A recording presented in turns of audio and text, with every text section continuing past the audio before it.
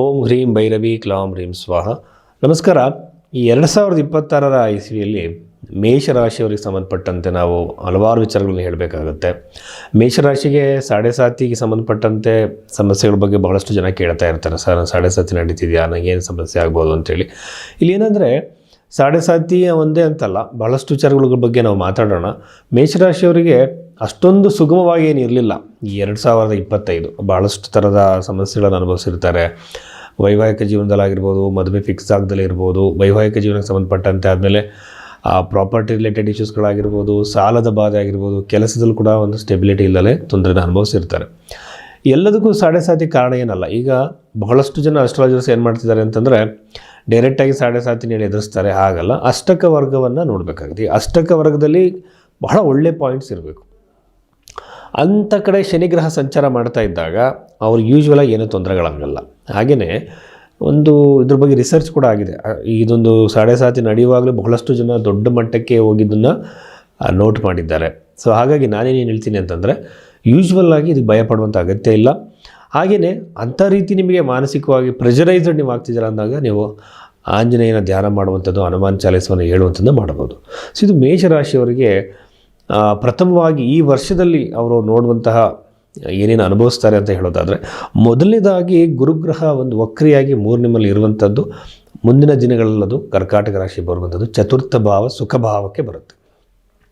ನಾನು ಯೂಶ್ವಲಾಗಿ ಫಾಲೋ ಮಾಡುವಂಥದ್ದು ಮಂತ್ರೇಶ್ವರ ರಚಿತವಾದಂತಹ ಫಲದೀಪಿಕಾ ಗ್ರಂಥದ ಆಧಾರವಾಗಿ ಮಾತಾಡ್ತೀನಿ. ಕೆಲವರು ಸುಮ್ಮನೆ ನಂಬರ್ಗಳ ಬಗ್ಗೆ ಮಾತಾಡ್ತಾರೆ, ಜಮ್ ಸ್ಟೋನ್ಸ್ ಬಗ್ಗೆ, ನ್ಯೂಮರಾಲಜಿ ಬಗ್ಗೆ, ಆಮೇಲೆ ಕರುಂಗುಲಿ ಮಾಲ, ಏನೇನೋ ಮ್ಯಾಜಿಕಲ್ ರೆಮಿಡಿ ಅಂತ ಯಾವುದೂ ಇರಲ್ಲ.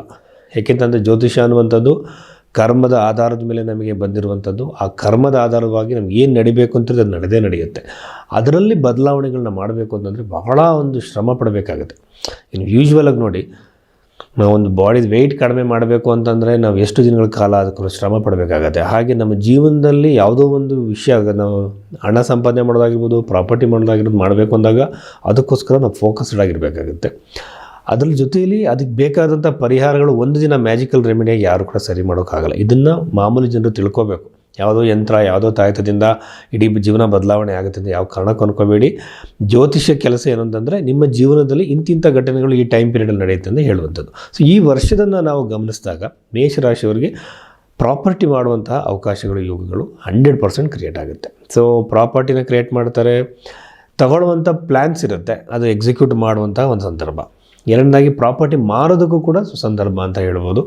ಅದಾದ ಮೇಲೆ ಕೆಲವು ಕಡೆಯಿಂದ ಪಿತ್ರಾರ್ಜಿತವಾಗಿ ಸಿಗಬೇಕಾಗಿದೆ. ಕೆಲವು ಪ್ರಾಪರ್ಟಿ ಸ್ಟ್ರಕ್ ಆಗಿರುತ್ತೆ, ಏನೇನೋ ಇಶ್ಯೂಸ್ಗಳಿಂದ ಅದು ಬರುವಂಥ ಸಾಧ್ಯತೆಗಳು ಇರುತ್ತೆ.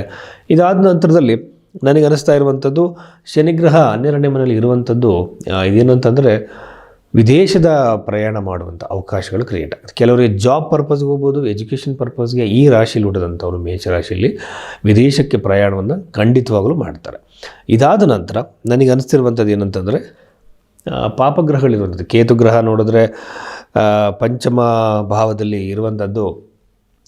ಇದು ಕೂಡ ಏನು ಸಂತಾನಕ್ಕಾಗಿ ಪ್ರಯತ್ನ ಮಾಡ್ತಿರುವಂತಹ ದಂಪತಿಗಳಿಗೆ ಅಷ್ಟು ಅನುಕೂಲವಾಗಿಲ್ಲ. ಮಕ್ಕಳಿಂದ ನೋವು, ಟೆನ್ಷನು, ಕಿರಿಕಿರಿಗಳು ಉಂಟಾಗುತ್ತೆ. ಬಟ್ ಇಲ್ಲಿ ಬಹಳ ಚೆನ್ನಾಗಿ ಅನ್ನಿಸ್ತಿರುವಂಥದ್ದು 2ನೇ ಮನೆ ಇರ್ಬೋದು, ಶುಕ್ರ ಗ್ರಹ ಬಹಳ ಸ್ಪೀಡಾಗಿ ಸಂಚಾರ ಮಾಡುವಂತಹ ಒಂದು ಗ್ರಹ. ಅಲ್ಲಿದ್ದಂತಹ ಕಳತ್ರಕಾರಕನ ಅಂತ ಏನು ಹೇಳ್ತೀವಿ, ಈ ಪ್ಲ್ಯಾನೆಟಿನ ಒಂದು ಇದು ಅವರಿಗೆ ಅದ್ಭುತವನ್ನು, ಹಣಕಾಸಿನ ಅಭಿವೃದ್ಧಿಯನ್ನು ತಂದುಕೊಡುತ್ತೆ.